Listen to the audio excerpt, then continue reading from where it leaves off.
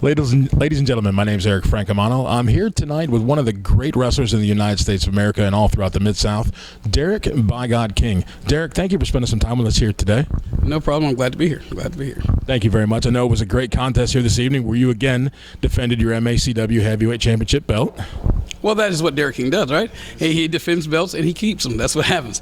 Defending them. It's a hard part. That's a hard job.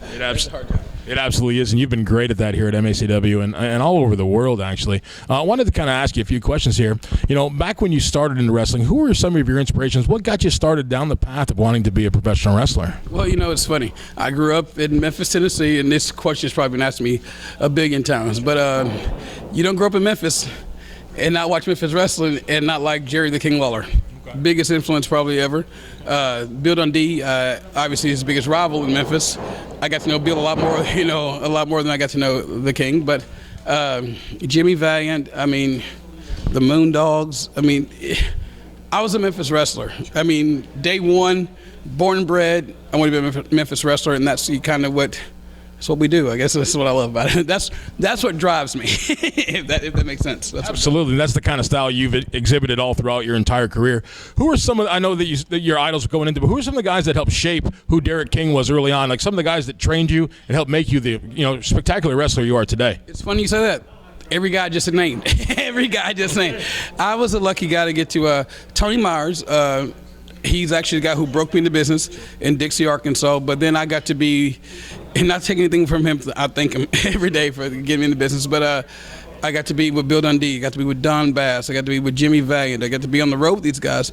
And then, obviously Randy Hales there would be no Power Pro Wrestling Derrick King if there was no Randy Hales. David Milliken, the guy who makes the belts.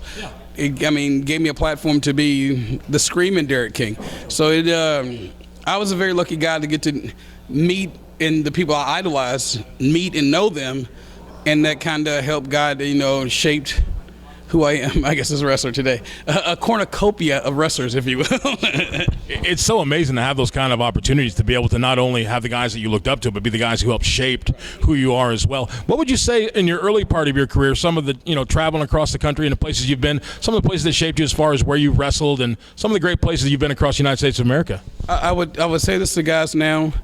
It's nothing like traveling. I mean, going to different places. You and I have made a couple of road trips. Yeah. The idea is, being in the car and talking nonstop about the business is what I love. I mean, my wife will hate me for saying this because she's so happy it's all coming to an end. Sure. But I just enjoy being on the road and just doing wrestling stuff. I don't I hate to call it stuff, but it is stuff. Yes. It's just like what we do, like, in the car, whether now it's listening to podcasts. Back in the day, we used to listen to music and everybody sing a song like, oh, my turn. There's a lot of Bon Jovi in the car.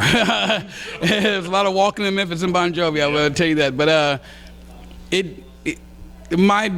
my friends, I would say, my fellow wrestlers help shape the guy I am today. I mean, if I could tell the story about the party, and we'd be all in trouble.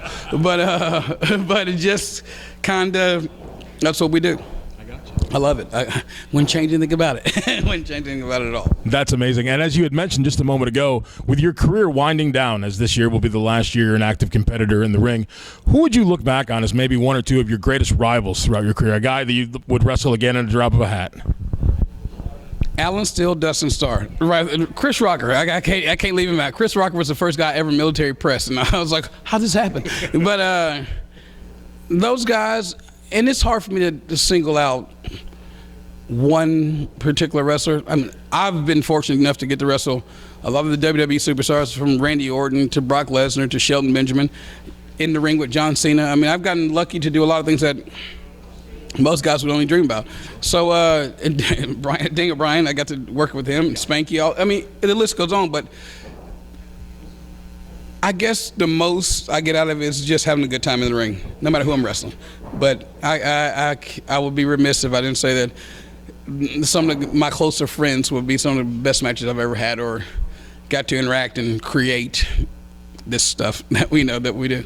Absolutely, that's amazing. I was going to ask, as you get here towards the end of the career, what as it winds down here, what do you want your legacy to be? What do you want this to be when people remember Derrick King a few years from now or down the road, and they think about the great matches that you had and all the experiences that you were able to give the fans, whether they loved you or hated you on a given night? What do you want the lasting legacy? I know it's an overused word, but a lasting legacy of Derrick King to be?